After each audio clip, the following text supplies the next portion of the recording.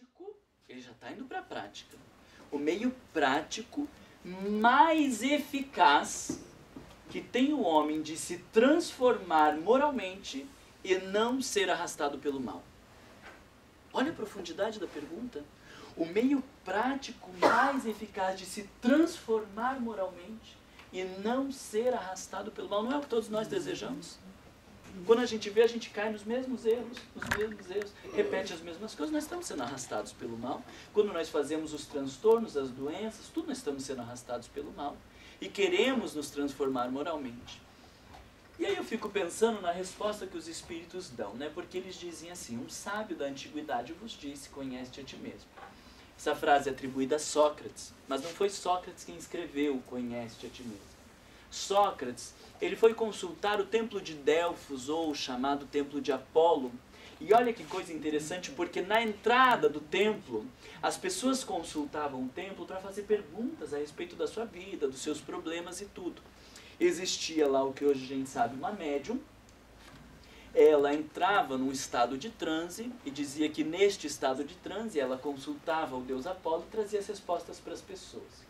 No fundo, não continua muito diferente de hoje em dia, né? Porque chega Divaldo Pereira Franco e diz: Divaldo, daí a gente quer que alguém responda. Alguém fale pra gente as questões da nossa vida. E se ele falar aquilo que a gente não quer ouvir, a gente vai dizer que ele não entendeu bem, que não deu para fazer a pergunta, que tinha pessoa perto, que não sei o que, que não sei o que. Porque a gente não está disposto muitas vezes a se conhecer. Mas as pessoas iam para o templo para fazer esses questionamentos. E o que eu acho interessante é porque antes de entrar no templo, estava lá no pórtico da entrada: ó homem, conhece-te a ti mesmo e conhecerás os deuses e o universo. Se o sujeito prestasse bem atenção naquela pergunta, ele já voltava para casa e nem perguntava nada. Né? Porque conhece-te a ti mesmo e conhecerás os deuses e o universo. Não precisa de mais nada. Mas as pessoas mesmo assim iam lá e consultavam. E Sócrates foi uma das pessoas que foi consultar o templo. E a partir dessa inscrição, que se atribui a um dos 7 sábios, veja que essa inscrição é de praticamente 650 anos antes de Cristo. Sócrates, 400 anos antes de Cristo. E ele já fez do conhece-te a ti mesmo a base de toda a sua filosofia. Então a resposta dos espíritos para o meio prático mais eficaz que tem o homem de se transformar moralmente e não ser arrastado pelo mal é o autoconhecimento. E aí eu fico pensando, não existia oração naquela época, 1857? Se falava da oração, não se falava? Falava de caridade ou não falava? Não tinha o passe, magnetismo, tudo que estava se desenvolvendo naquela época? Tinha. Evangelho no lar, contato com o mentor, tinha tudo isso. Por que os espíritos não falaram? Se acabar na caridade, fazer oração de manhã, de tarde, de noite, frequentar as reuniões espíritas todos os dias, porque são os conselhos que nós damos para as pessoas, não são? Quando alguém diz: eu estou com um problema, tal, a gente vai lá no centro, receba o passe, faça o evangelho no lar. Por que os espíritos não fizeram esta lista de orientações do que as pessoas precisam fazer? E falaram só: conhece-te a ti mesmo. É uma pergunta importantíssima, não é? O que eu entendo dessa resposta é que se o sujeito não se conhecer, nada do que o centro espírita oferecer vai auxiliá-lo. E ele vai estar lá fazendo a caridade num sentido de: olha quem são os bons e quem são os maus, aqueles que ofertam e aqueles que recebem. E ele transforma o ato da caridade na satisfação da sua arrogância.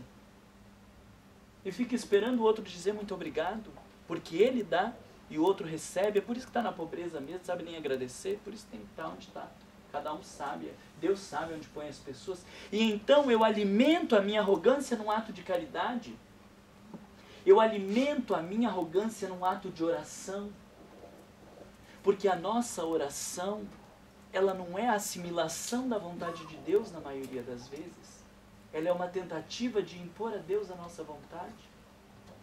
A gente: Senhor, abençoa o fulano.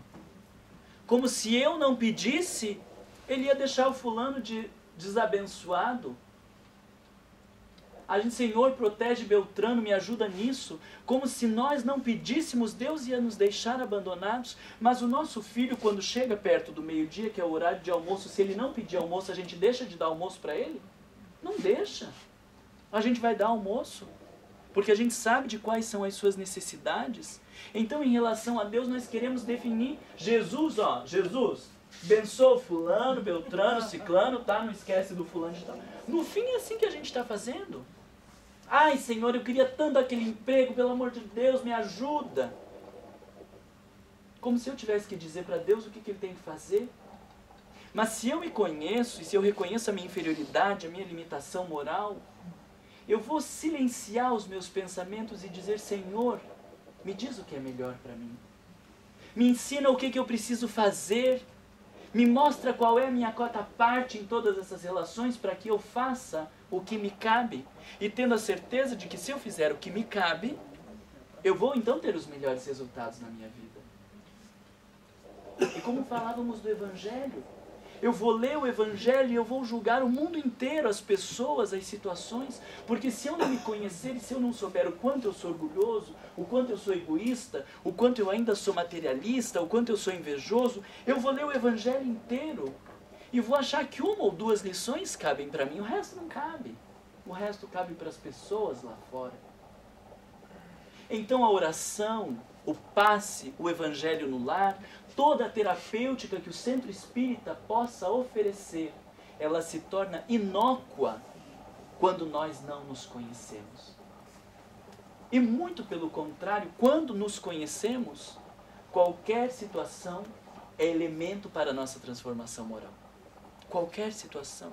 O diálogo na rua, a raiva, a tristeza, o medo, vocês vão ver, nós vamos falar um pouco disso. Todas as experiências são oportunidades de transformação quando eu me conheço. Então, para nós, não estamos querendo dizer que os Espíritos responderam por causa disso. Mas para nós, o sentido de dizerem que nós precisamos nos conhecer é porque nos conhecendo, então, o mal que habita dentro de nós estará sob controle. E nós podemos mantê-lo de alguma maneira nesse controle e não sermos tomados por eles ou não arrastarmos no mal. E a exemplo de Pedro vamos fazer a grande transformação. Porque o que fez a grande transformação para Pedro foi ele ter tomado consciência. Simbolicamente o Evangelho diz, caiu em si, ele se conheceu, ele reconheceu quem ele era. E por cair em si, ele se transformou na pedra angular do Evangelho. Então o cair em si, que significa o conhecer-se, é o que vai fazer com que nós nos tornemos de verdade discípulos do Cristo. Não pelo tanto que a gente se acha, mas pela capacidade de reconhecermos a maior parte da nossa inferioridade moral. E faz com que a gente se coloque no nosso verdadeiro lugar no mundo. E aí a gente trabalha. Não porque a gente está fazendo favor para Jesus Cristo, não porque a gente é representante do Evangelho, porque todo sujeito imbuído de si mesmo, egoicamente, não abre espaço para que Deus se faça presente. E então o trabalho é de reconhecermos os nossos aspectos sombrios, a nossa pequenez, para que Deus possa habitar dentro de nós. Diz isso a Paulo. Quando tu se faz grande, melhor, quando tu se faz pequeno, eu posso habitar em ti. E quando nós somos grandes demais, quando nós nos achamos importantes, maravilhosos, acima da média, não há espaço para que Deus possa habitar dentro de nós. Então nós vamos interromper por hora, falando dessa questão do autodescobrimento, e depois vamos falar um pouquinho de cada noção.